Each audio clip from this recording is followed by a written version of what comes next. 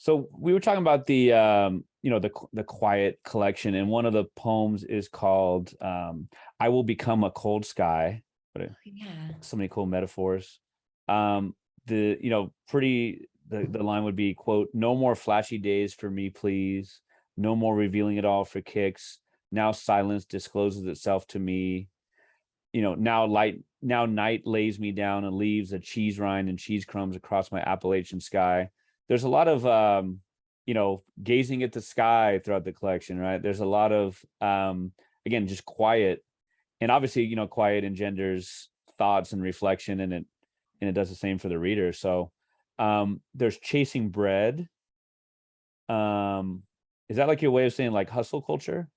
No? So a little bit, yeah, just trying to I just feel like this poem reflects a time when I think I was like an undergrad still, and we were just always scheming to try to get farther along in our lives. And just that feeling of, while still having a lot to be grateful for, how just not wanting more and trying to like get these scraps together and like get something done, and just talking about it all the time. Right. Yeah.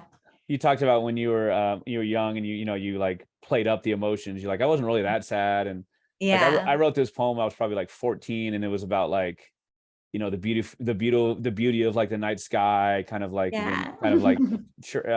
again, hackneyed. And then at the end, I somehow made it into like, this is us years later looking at the sky together with our kids, and it's just like, well, no, what? Yeah.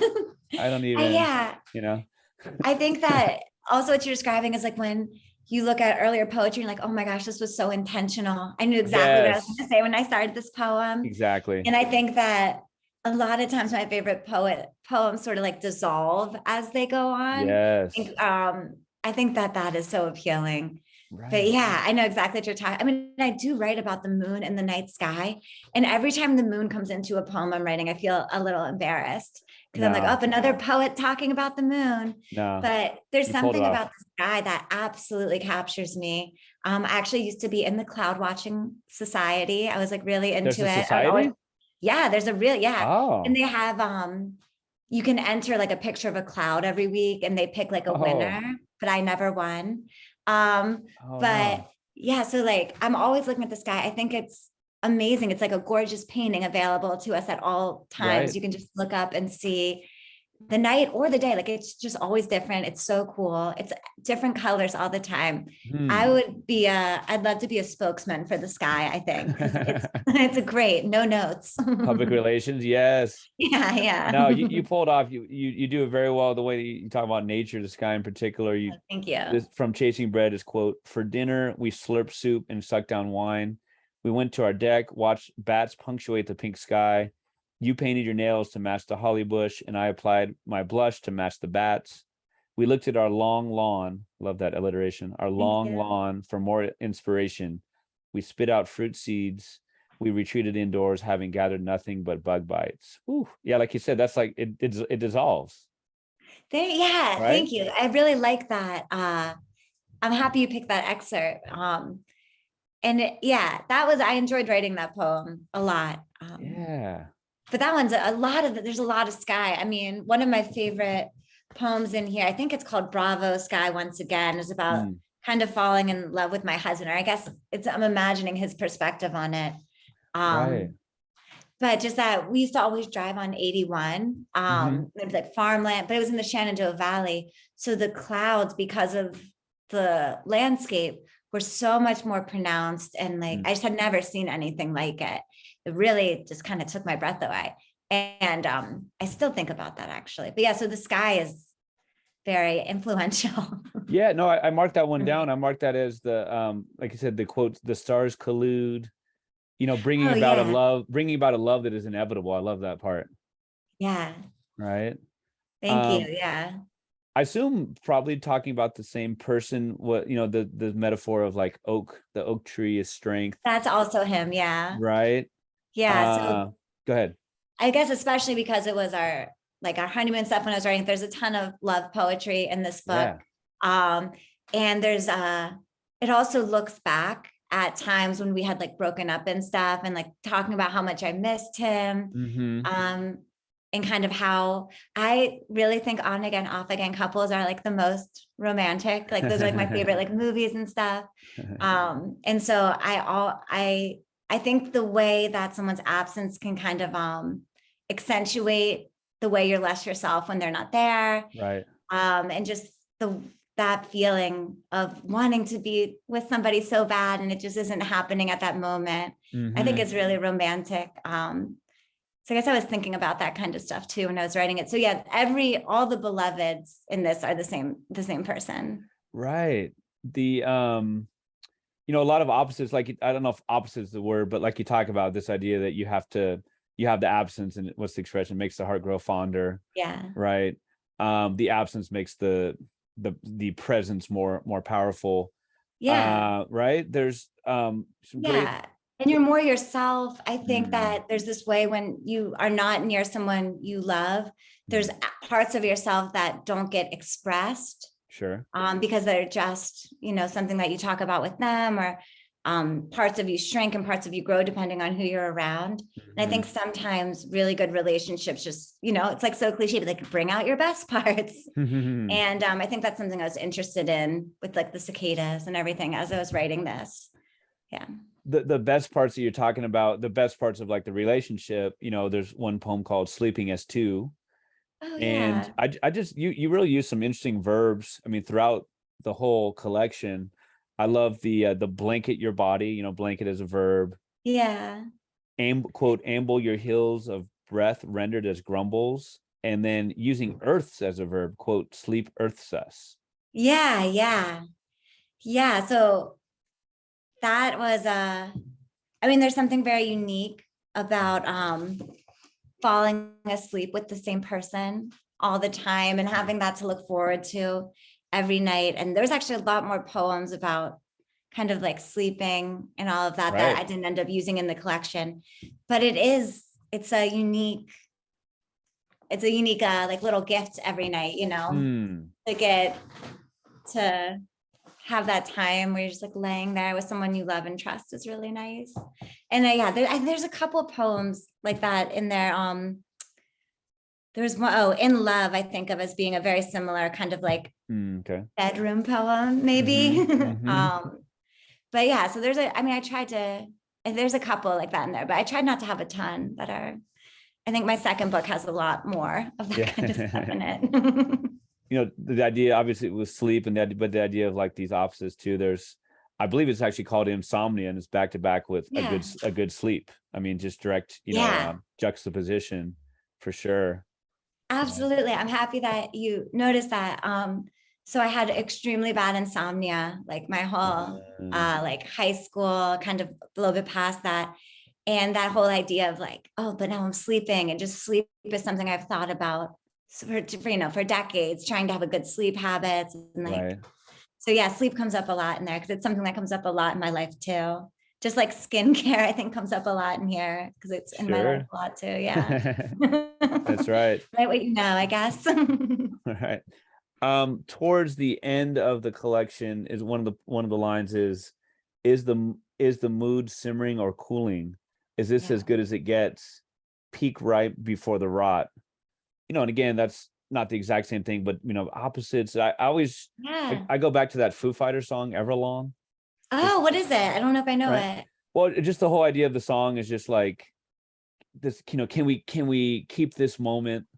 Like, this is as good as it gets, like even thinking about it, am I ruining the moment? You know what I mean? Yeah. Or that ecstasy before the consequences kick in, when you're just enjoying it, but the tomorrow's going to come, Exactly. Yeah. It's so funny with that line that you were just talking about, is this the peak right before the rot. So this was late summer 2016. So things got in my opinion, like much worse in America after this, and like a lot of stuff. What do you mean? Total coincidence, it was like an election. Oh yeah, that whole what a transformational time, right? Yeah, it was incredibly transformational. And so when I look back at this, that line, that always sticks out to me of like wondering, like, is it just going to keep getting better? Is it going to get worse? Oh, wow. Yeah. Written in But I didn't know that was 2016. going to happen when I wrote it, but I think that that's something I think a lot about now, how these poems would be, my experience of that time would be so different if it happened even one summer later. It wouldn't be just like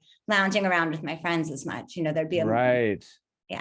These are like, how like with the Richter scale, like a 9.2 is not like 1/10 more than 9.1. It's like 100 times, right? Or 10 times. Yeah. That's like these last 6 years have been 27. You know what I mean? Yeah. I mean, it's really, that is something I think about so much. I look back at this collection is how different it was for me back then. For the new book I'm working on is a lot about like motherhood and grief and like COVID and like all that kind of stuff. And these definitely seem breezier in comparison. Right. I didn't have a kid.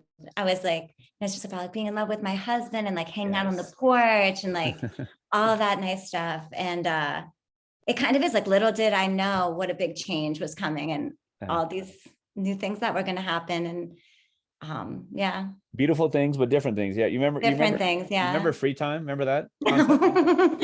Just barely. Yeah. I mean, it's crazy the impact like motherhood or fatherhood has on writing schedule.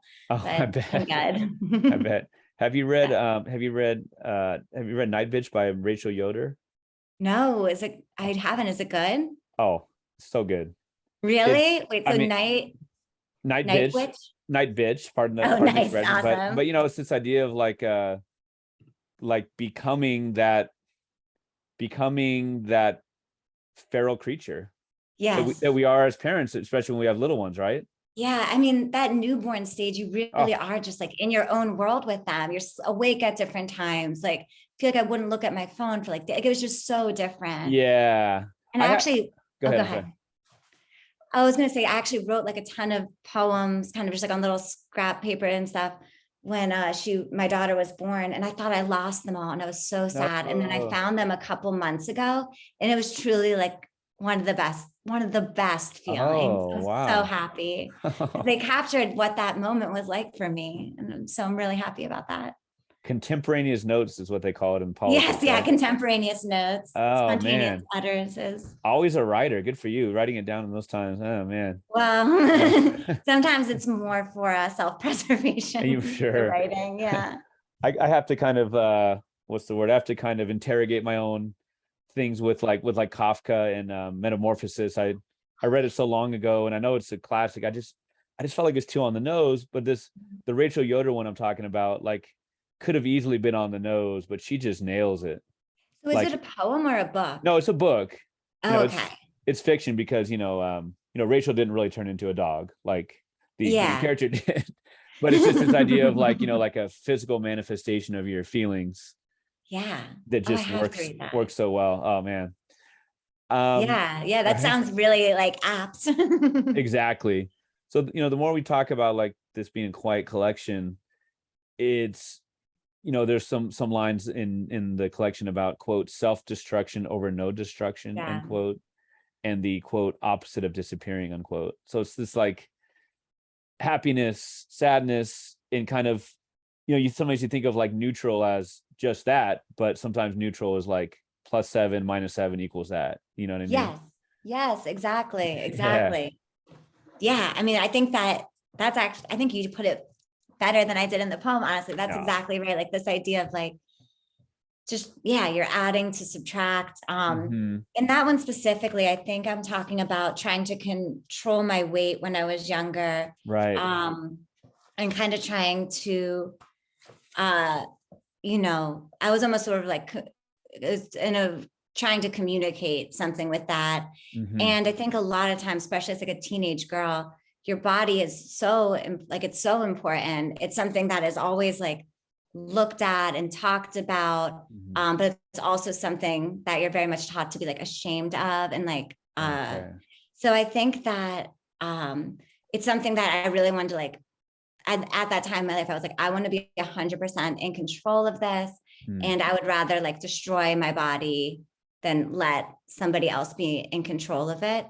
Just kind of like, like burning your own oil fields or like start like, like, burning the land before the other soldiers cross it. Hmm. And I think that's really how I felt at the time, that not when I wrote this, but at the time I was writing it about. But that was another poem where, I wrote this, and then right after the book comes out, there was Russia invading Ukraine. And Oh, wow. and I was like, oh, so not the best timing to use this as a metaphor for this. So that was kind of another one of those things, like how much can change with how a poem's understood based on what happens after it comes out, No doubt. Would you have been able to articulate at the time, like the whole idea of like self-destruction over no destruction, or was that something that came with No, perspective? I would have just been like, no. I Right. mean, maybe, but I don't think. I think I didn't know enough about why I was feeling what I was feeling. Now I write a ton for like the LA Review of Books, especially about like understanding adolescent girls and the way that they kind of go through the world and the talents that they have and like the skills they have and the hardships. And I think that internal mindset is something I'm just always interested in. Right. Yeah. So, I get, they're not exactly the same thing, but like nostalgia and lost love come up a lot throughout as like like themes, right? And it's not all sadness, like, oh my, Yeah. it's both sadness and happiness, like you said, that balance each other out. The even keeled, again, we keep coming back to like to zero, to like a zero sum, right? The even keels, I mean, correct me if I'm wrong, it's kind of about like kind of like a crazy 20s, like a lot of us had, or more crazy than the 30s, and stopping for breath, and then it's now marked by quote unquote inertia. Yeah. Right. I mean, there's this stillness that happens, well, hopefully when you get older, but at least as you like mature, where you're not whipped around so much by everything, and you kind of want that inertia. But also the inertia can sometimes be a result of any sort of like hardships that you've had, where you become, it's harder to kind of fluster you, you know what I mean? One thing that's interesting about that poem is I noticed that was like shared online by a lot of like veteran groups. Oh, wow. And that made me be like, oh my gosh, this sounds almost like a PTSD poem. And then like I saw Jet take out the sun, I continued. So seeing it picked up by that community changed the way that I like understood my own poem, and a lot, I like it a lot more, their sort of reading of it. Yeah. Well, you're right. It's always about trying to get back to zero or that equilibrium all throughout the book. I hadn't realized that, but you're absolutely right. Yeah, and the when you're talking about like the what you're just saying right now, kind of reminded me more of you were talking about how I'm not gonna say it like you did, but I'm thinking more of that because of all these crazy events, good and bad, mostly if they're bad ones, it's tough to make decisions, like you're frozen by. Yeah. Right. Yeah. I think that's super true too. And you're not going to move one way or the other because you're kind of, you're still in your frozen like processing mode, and it can make you very risk averse. Right. And I guess it's just finding a way to make anything that happens to you into like your sort of like superpower. Right. So like maybe, I'm someone who really needs like a lot of like quiet to like, I get very overstimulated very easily. And then just finding ways that like I can make that into something that's like good about me and like make it back to at least an even thing. But I think the goal of being even keeled is something that has always, I think that's one of the best traits somebody can have. Okay. Being very even keeled. Yeah. And I think it's even in poems, you don't want anything to be all the way sad or all the way happy, but kind of just those two elements competing and complementing each other. Yeah. Is always going to be more true, probably. The Philadelphians are not known for their even keel, right? No, absolutely not. That's why when I stopped and I got to Virginia. Philly, I mean, Philly is kind of very rough and reactive in the best possible way. There you go. And I think I was very reactive when I lived there. I thought I did so well in cities, and then I moved to someplace a little more rural, and I was like, oh, I actually do a lot better in this environment. But I miss Philly sometimes. There's obviously a lot about romantic love. This one's more maybe like parental love, is called Mother Mary. The lines are my thoughts miss your thoughts. Your thoughts are missing from my sense. I'll be nicer now that I've exacted my revenge. Run back to me. My love remains unruined. That's beautiful and thank you. And moving and affecting and the whole deal. I wonder about the my thoughts miss your thoughts. Is it missing in the true sense of the word, like I miss you, or is it also like my thoughts and your thoughts don't match? They're So I was hoping it'd sort of be both. uh-huh. Like, but it was also, so in French, you would say like tu me manques to mean like I miss you, but it literally translates to like you are missing from me. Ah, And that's something I think about a lot with like missing somebody, whether it's like a parent or like unrequited love or something. hmm, Um, where it's like, it's almost like this person is part of what makes you whole. So it's not like I miss you, it's like you're missing from me right uh-huh. now. And with my thoughts miss your thoughts, that's also sort of the idea of like when you have a really good partner, they become like a sounding board for Hmm, you. And so you can right. run things by them. And then since they're also smart, your ideas get better. And so Mm-hmm. when they're gone, you don't have that extra like ability, like that extra to like talk things out with them. Mm-hmm. Maybe there's someone who calms you down or like hypes you up, whatever it is. It's like Right. once they're not there, your thoughts miss them. Definitely. Um, yeah. That makes a lot of So this sense. can definitely be with like parents and Yeah, how that kind of can go. right. These ones I would think, definitely more romantic love, like Exigence and Love and Bones. Oh yeah. There's I should have just screamed at him, take your eyes off, rewind, baby. I'm doing my good show for you. Like the things are happening now. Like, don't worry about the Yeah. TV, like what living in the here and now, right? I Mhm. assume. Actually, I'm sorry, that might be from Love and Bones. It might be. I think that one's from Bone Week, but they're Oh, all okay. right near each other in the book, and they're Yeah. all about a very similar time. Like the trying to decide about reconciliation, perhaps would be Yes. like a way to think about it. And that feeling of like missing somebody you love. And Mm-hmm. yeah, that Bone Week poem is true. I kept finding chicken bones. I mean, one thing about Philly is Right. there's like bones on every block from people just like eating food. Um, but then someone was like, no, that means that you and your boyfriend are gonna get, like this old lady was like, you and your Ah. boyfriend are gonna get back together. And I was like, Mm. perfect.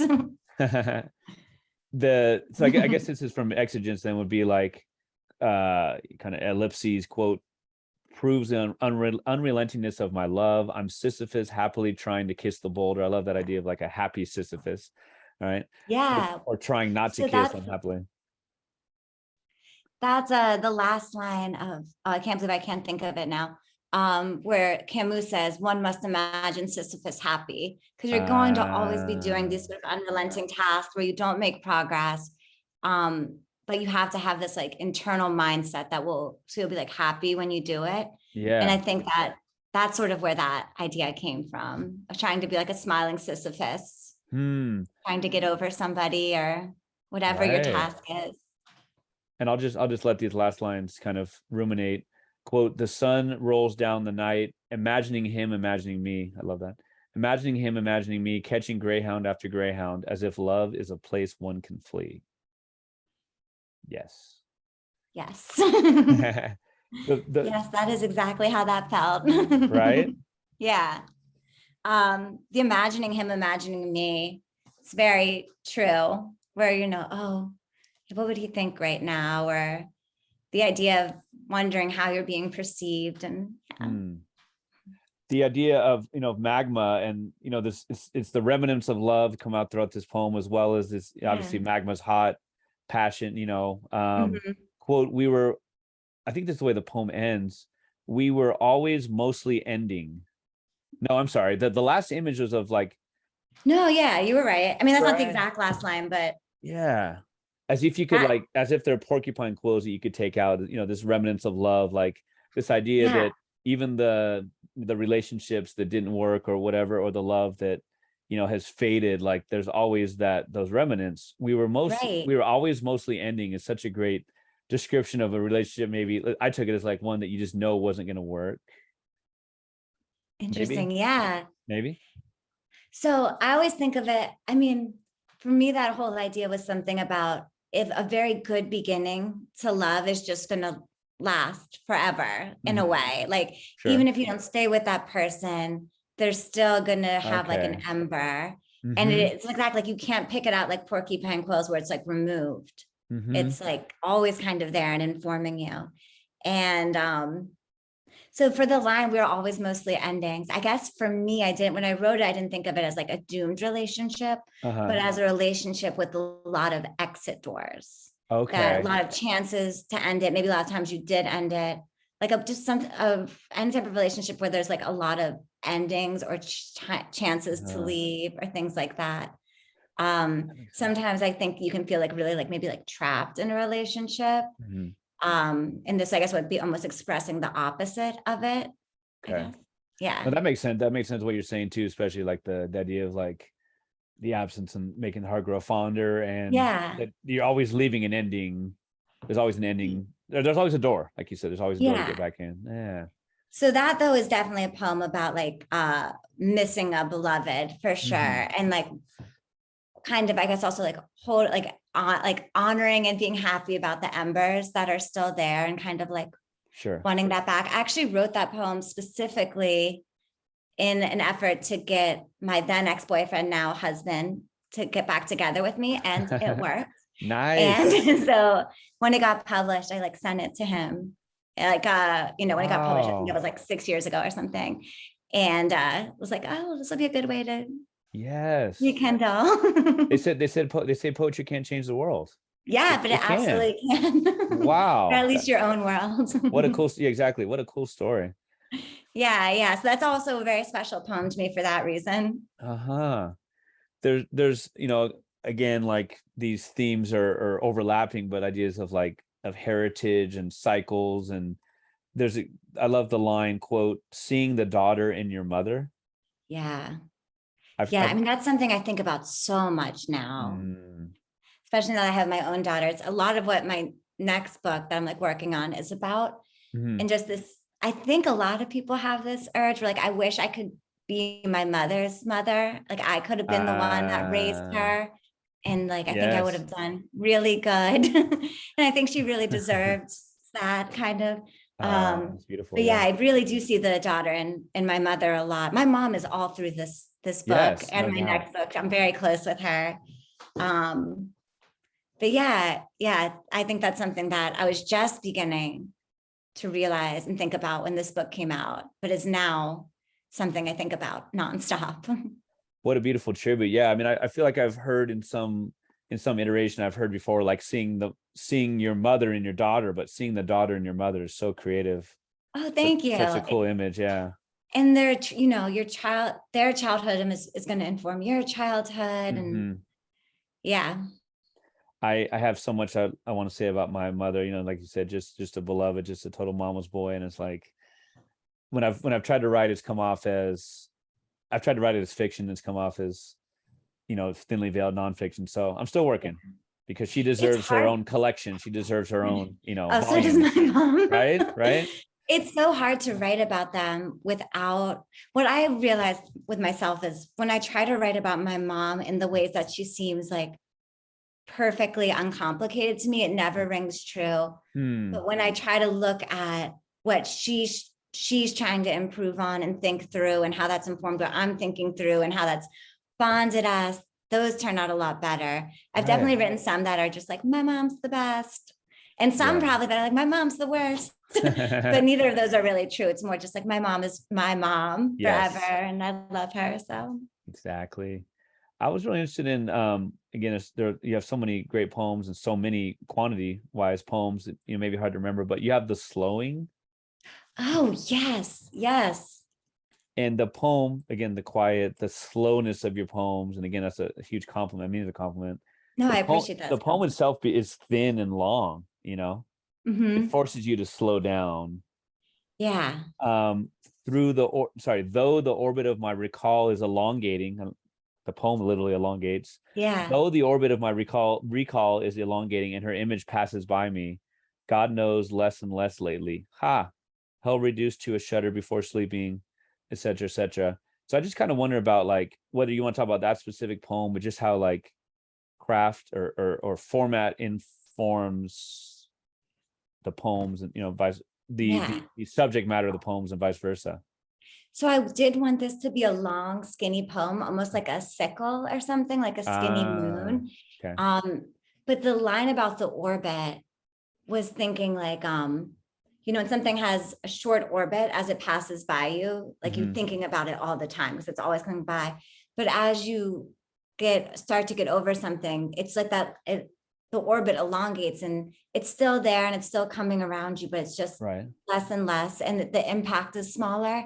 So something that used to like, maybe make you sick to your stomach when you thought of it, now you're just kind of like, oh, or like, haha, like you can laugh at it. And there's such joy and ecstasy in those moments. And that's kind of what I was trying to talk about this. When there's finally like a dead danger, like something you've been worried about and you've been coping with or whatever. And then you realize this isn't something that I need to be so worried about anymore. This isn't something that's consuming me anymore. And that you can feel powerful kind of as it happens. And easier said than done, right? So much easier said than done. Like really so much putting that thing to done. rest. But yeah, it is. You're right. It's a very, very singular happiness, relief, all the above. Yeah. Right? It's when you ever get that moment where you've realized you've overcome something, or at least you've lowered it to a decimal where it's not going to destroy you anymore. It's kind of you to be so grateful for those moments and just like, that's gone. I can think about these topics, or I can go to these places. And so, yeah, anytime a danger goes away, it's especially if it's one you kind of conquered, it feels good. I wonder if, I have a couple of suggestions, but I wonder, it's up to you if you could read one of your poems. Oh, absolutely. I would love to. Hey, I'll read the slowing because Perfect. Okay. Perfect. Unless there's another one you want me to read. No, I'd love for you to read that one. Yeah. Should I read like two or maybe just one? Maybe Magma also. Oh yeah, absolutely. I'll read Magma. That was one of my first ones that got like really positive feedback, and then they put it in their anthology and stuff after that was really nice. Oh, cool. Okay. So this one's called The Slowing. The moon toe tagging black sky, waxing crescent coil of white hair, my dog and I round the corner. The memory will return like night returns, like waxing moons, though the orbit of my recall is elongating, and her image passes me by, God knows, less and less lately. Ha, hell reduced to a shudder before sleeping. I've waited and walked for years before smiling tonight at that danger, dead danger. And then this next one is Magma. Time tapped forward as constant as a dial tone. The spaces of not you have been filled, I wrote. It's funny, isn't it, how even a short story can have a long ending, and we were always mostly endings. Now I know that. But at the start, drunk on farm rooftops, we looked about as endless as the highway that stretched like hot toffee out of Harrisonburg.